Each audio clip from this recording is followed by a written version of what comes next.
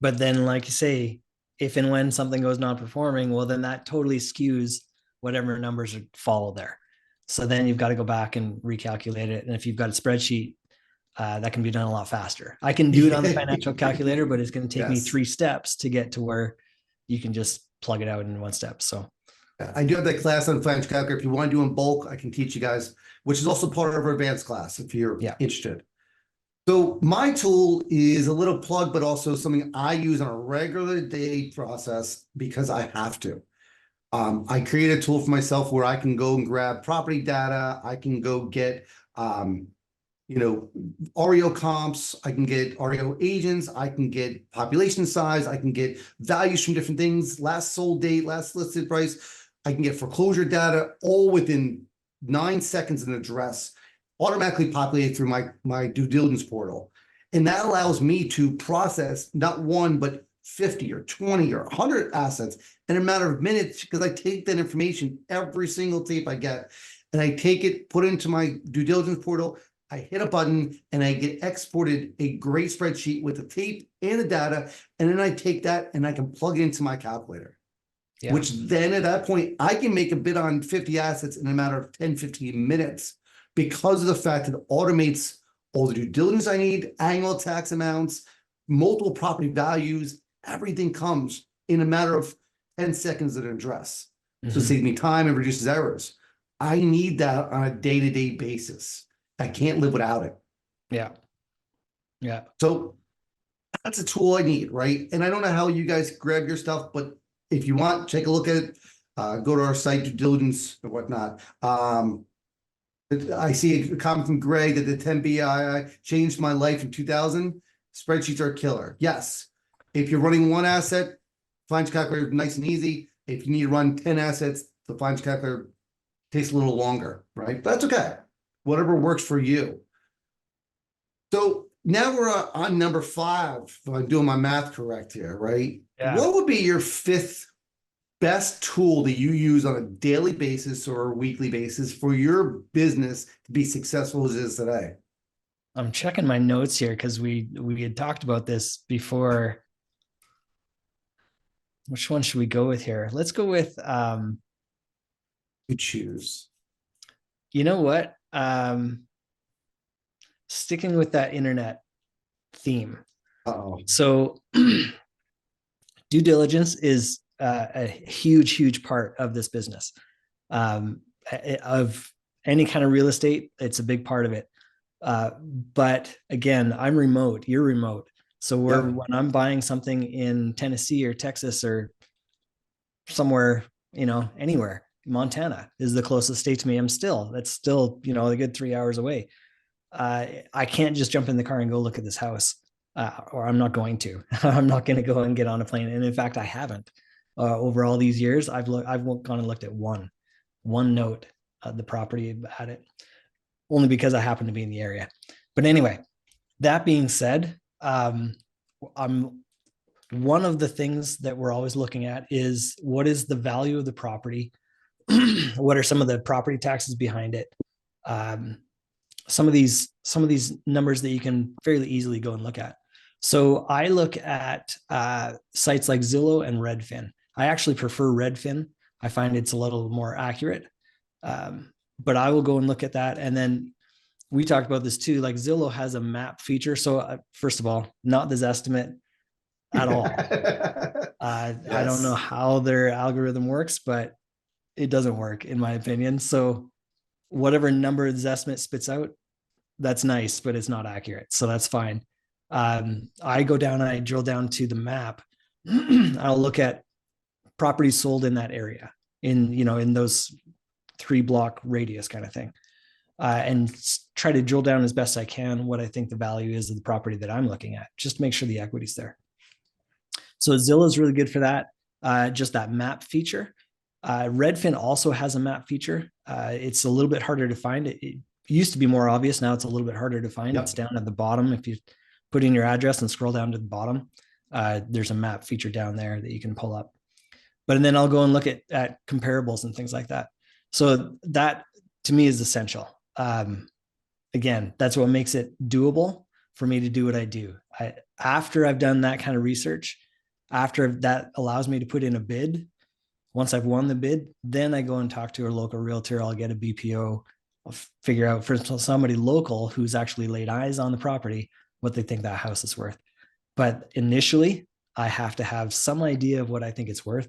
So I use Zillow and Redfin on a daily basis, especially when I'm in buy mode. When I'm looking at buying things, I'm looking at that constantly, trying to figure it out. So that's a long answer. There you go. Yeah. So the next step for me, I was hoping you didn't go there, and I want to make sure I mention this. So, and there's different ways to say these words. Similar idea that we can't go to these multiple different cities, counties, and whatnot. They get the information. We talked to Robin on our private call, weekly private call about this, and that whenever somebody years ago wanted to go look at a property and they wanted to look at notes and whatnot, and they wanted to get information about the property and maybe look at the assignment chain, look at the tax records and stuff like that, they had to go down to the county records. I'm sorry, but I'm not flying to look at due diligence, right? The fact that we can easily see county records online is wonderful. Yeah. However, there's over 3,000 of these counties. Yeah.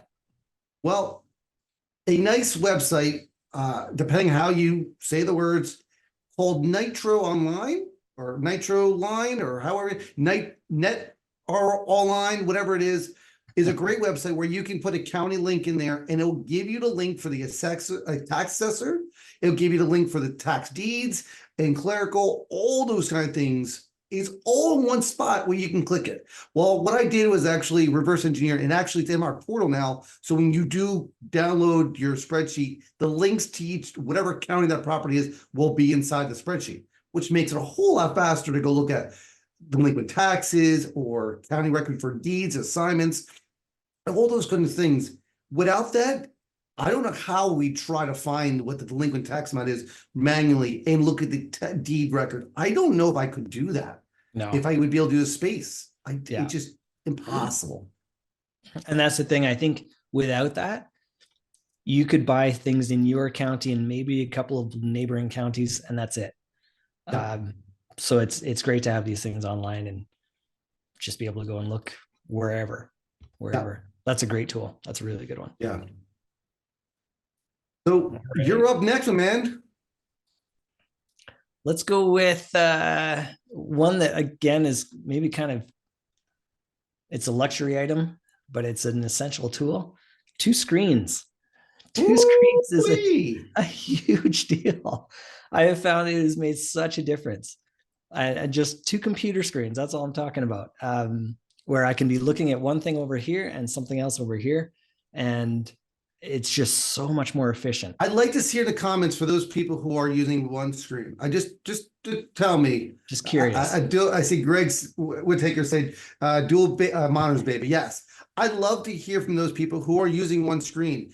And I would challenge you, please put in the comments, if you try a second monitor for a week, I think it'd be like a drug addict, right? Trying to pull that drug away. Yeah. I don't know how I would function with one screen. Now, again, if you have one screen that's 40 inches wide, different topics, right? But if you're working with a laptop or a 125-inch screen, I'm telling you, once you get to 2, you don't know how you functioned. It just doesn't make sense. Yeah. It's so efficient where I can be looking at something over here and even just transcribing. I can be looking, I can have it up over here and typing over here, or I can drag things from one website into, loading up something, uploading a document. I can have my files on one screen and then wherever I'm uploading on the other screen and just drag it across. Like so many things. It is just so much more efficient. I can find I get so much more done with 2 screens. Is there an advantage to 3 screens? I know you've gone to 3 screens recently. Yeah, it's just more of the same, which I don't know if there's a bad thing about more of the same. My son just got for Christmas 2 different curved monitors, and one center monitor. I'm a little jealous. I got 1, 2, and I got one on the wall up here to kind of let me see everything I need to see. Yeah. And most people say, well, that means too much multitasking. It does to a point. But say you're following a video and you're doing email as well as doing some, it allows you to do multiple stuff. That kind of feature is really awesome. But there comes a time where the only people who need 4 or 5 screens are those crazy people working on the stock market. I get it. But it's not about looking at every screen at any moment. It's not about that. It's literally about maybe copy pasting, reviewing, looking at assets, comparing stuff, and looking at stuff and analyzing 2 different things at one time. So I mean, you can split your screen, but it just makes it so small. Yeah. To really kind of analyze stuff, or whatever you're trying to do. And for whatever reason, splitting the screen, it's not the same. I've done that when I'm on a pinch, like on my little laptop or something, and it's fine. But for some reason, it's not the same. And I find that 2 screens actually makes a big difference. I encourage you guys in the comments below, even on our recorded YouTube thing. I'd love to hear what your best real estate tool that you find you use for the note space. I know there's other things out there for, prop wire and all stuff. I don't think that's really for the note space, right? It doesn't, most of those services find you stuff where we're trying to gather information. It's more about gathering for us than to go find assets and build lists. But I think my next one, I think we're on 9 or 8 or whatever, I'm not sure where we're at now, but we'll keep going for a few more here to get some extra. So I think for me, we talked about before a little bit is, and people know me, and I should rename myself here, spreadsheets. I don't know how I can do this note space without spreadsheets. I don't know how many times I've gotten an asset, and I'm sure hopefully some of the people on here are on the call, but they give me a PDF and it throws me in a crazy world that I have to translate to a spreadsheet, because spreadsheets allow me to analyze things a lot quicker, easier, faster. And for bid calculators, like we have in our advanced class, we can analyze assets by just changing a row number. In a matter of minutes, I can analyze 10 assets by just changing a number on a spreadsheet and re-enter all the data we want. Boom, boom, boom, boom, boom. And in a matter of 10 minutes, you can analyze 10 deals within seconds. Yeah. So spreadsheets, the power. And now, if anyone wants to have a debate between Excel and Google Sheets, I'm open for it, right? I'm a Google Sheet person. But yeah, spreadsheets is a tool that I use on an everyday basis for formulas, analyzation, reviews, tracking things, all kinds of stuff. That spreadsheet is essential. If I didn't have that, I couldn't do it my business. And as you can probably see, guys, outside buying a second monitor and paying for internet, all the tools we're talking today are free. Yeah. Yeah. Right. You can go get your Excel spreadsheet or Google Sheet. Besides buying a monitors, right? The use of the monitor, the internet base, everything here, networking is free. Yeah. No paid tools here. Right. Right.